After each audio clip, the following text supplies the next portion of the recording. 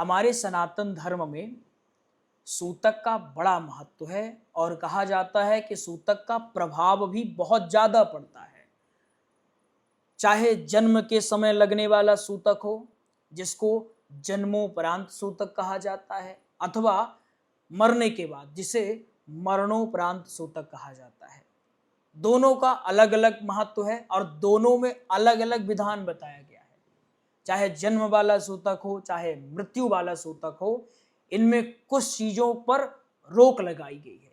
जैसे आप कोई भी धार्मिक अनुष्ठान या कार्य ना करें, बीच में यदि सूचना आपको मिलती है और आप धार्मिक कार्य कर रहे हैं तो आपको तुरंत छोड़ देना चाहिए।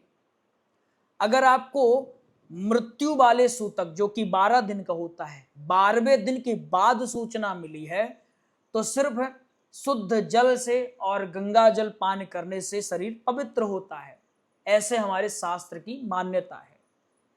इसके साथ ही साथ कहा गया है कि रसोई में जो भोजन बने वो सीधा साधा भोजन बनेगा, उसमें तेल मसाले का प्रयोग ना किया जाए, किसी को स्पर्श ना करेंगे, अपने समाज से बाहर मंदिर के गर्भगृह में ना जाएं, यदि संभव है तो मंदिर में ही प्रवेश ना करें, हो सके तो ग्रंथों को स्पर्श ना करें और अगर संभव हो तो घर से बाहर रखें।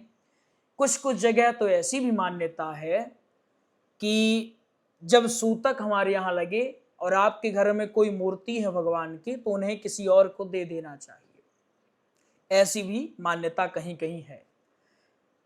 ऐसे में आप विचार में या सोच में तब पड़ जाते हैं जब मुरारी बापू जी का एक वीडियो वायरल हो रहा है।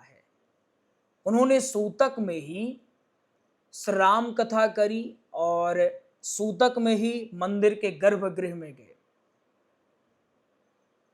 अब जो उनको मानने वाले हैं, जो उनकी बातों का अनुसरण करने वाले हैं, उनके मन में बहुत ज़्यादा पीड़ा हो रही है कि बताइए, जो मेरे आइडल हैं, जिनके बताए हुए मार्ग पर मैं चलता आया हूं, यदि वे ही सनातन के विपरीत या धर्म के विपरीत कार्य करेंगे तो ऐसे में कैसे काम चलेगा। सूतक में कथा करना, मंदिर जाना, उसके बाद एक ऐसा बयान आना जिसके बाद और भी चिंता हो गई।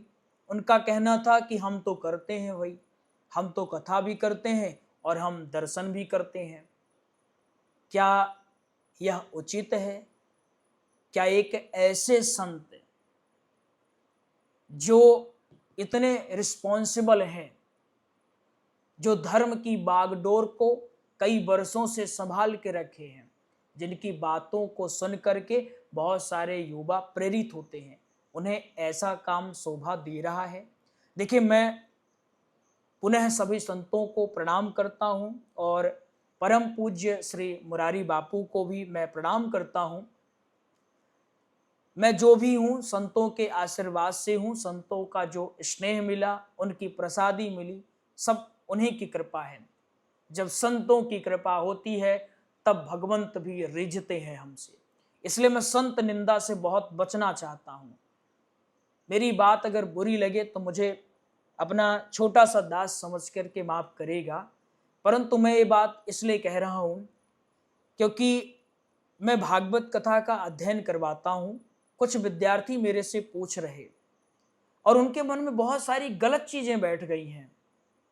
युवा हैं, संतों को देखते हैं वैसा ही करना चाहते हैं, तो उनके मन में बड़ा डाउट आ गया कि गुरुजी, हम भी कल को कथा करेंगे, अगर कोई सूतक लगा तो कथा छोड़े या करते रहे बीच में। बड़ा संशय हो गया। सबसे ज्यादा डाउट तो ऐसे ही लोग जो आगे चल के कथा करने वाले हैं, तैयार हो रही जो हमारी पीढ़ी है कि कल को धर्म की बागडोर को संभालेगी, उन्हें सबसे ज्यादा दिक्कत है। आखिर ऐसी स्थिति में उन्हें क्या करना चाहिए?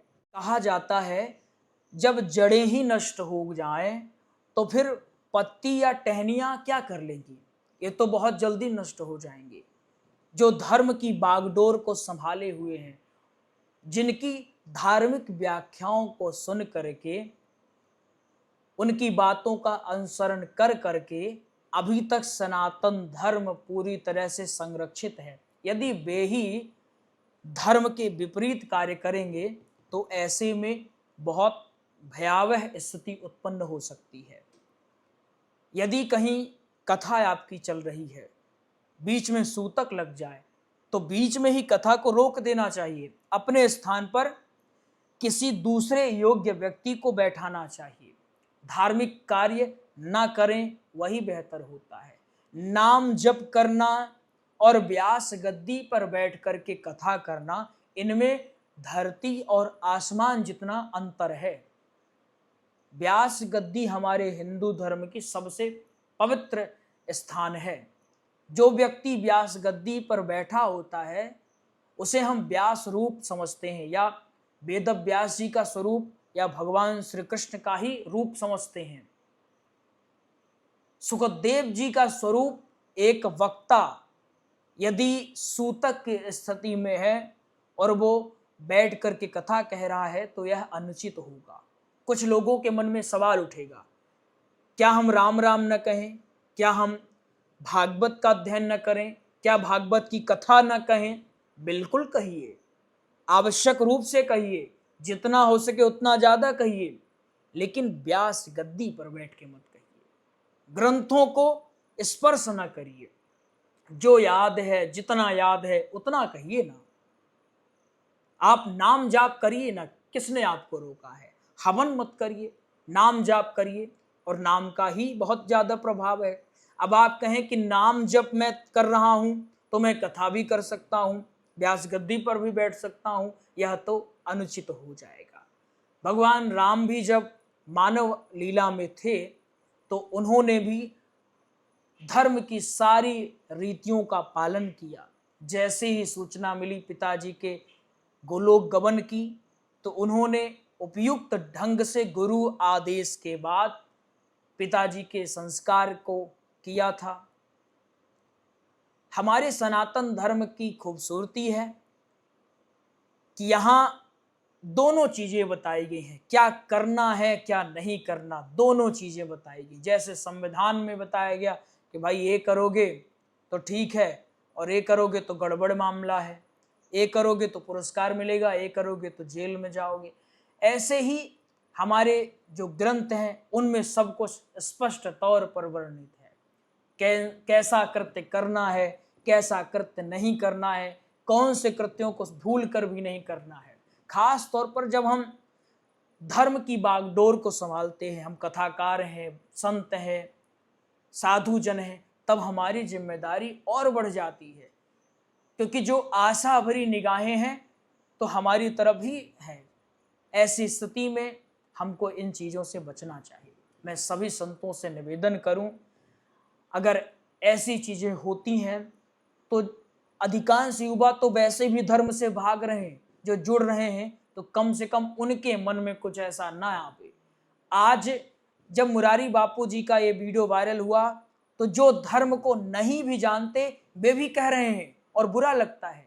उनका कहना है, देख लो तुम्हारे धर्म के एक प्रख्यात जो व्याख्याता हैं उनके मुख से ऐसी चीजें निकल रही हैं, वो ऐसा काम कर रहे हैं। पत्नी का देहांत हुआ तो भी उन्होंने कथा नहीं रोकी, कथा चालू रखी, मंदिर में गए, ये सारी चीजें, उसके बाद बयान आना, ये अशास्त्रीय चीजें हैं। मेरी इतनी क्षमता नहीं, मैं इस योग्य नहीं हूं कि मैं किसी संत को शास्त्र की व्याख्या समझा सकूं।